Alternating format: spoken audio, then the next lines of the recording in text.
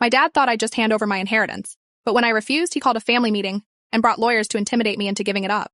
The inheritance was from my grandmother, Dad's mother, who'd specifically left everything to me. Not him, not my siblings, just me. $847,000 and the beach house in Maine, where I'd spent every summer as a kid, learning to paint while she told stories about surviving the Depression. You were always special to her, Dad said, his voice dripping with false warmth as 3 lawyers in identical gray suits arranged documents across our dining table. But she wasn't in her right mind. Dementia. You know, Grandma had been sharp until the day she died. She'd called me 2 weeks before, reciting my social security number from memory just to prove her mind was intact. Your father will try to take it, she'd warned. Don't let him. The lead lawyer, a woman with predatory eyes, slid a paper toward me. This simply transfers the assets to their rightful place. The family trust your father manages. I didn't touch it. The will was clear, I said. Dad's mask slipped for a second. Linnea, be reasonable. You're 23. You'll blow through it on avocado toast and yoga retreats. That's when I noticed my Uncle Cameron in the corner, recording everything on his phone. My sister Thea sat frozen, gripping her coffee mug like a lifeline.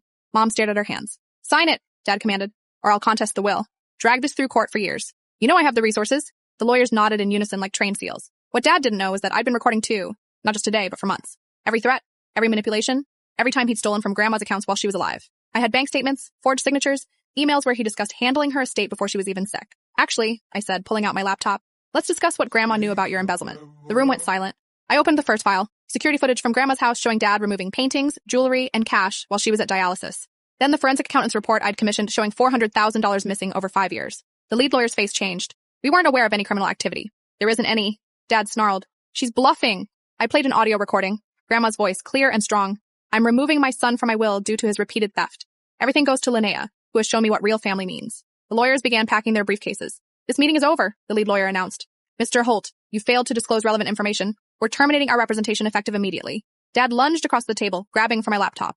Uncle Cameron finally spoke. Touch her, and I'm calling the police. I've been documenting your fraud for years, waiting for Linnea to be ready. I looked at Cameron, stunned. Grandma asked me to protect you, he said simply. She knew what kind of man my brother was. Dad stood there, calculating. Then he smiled.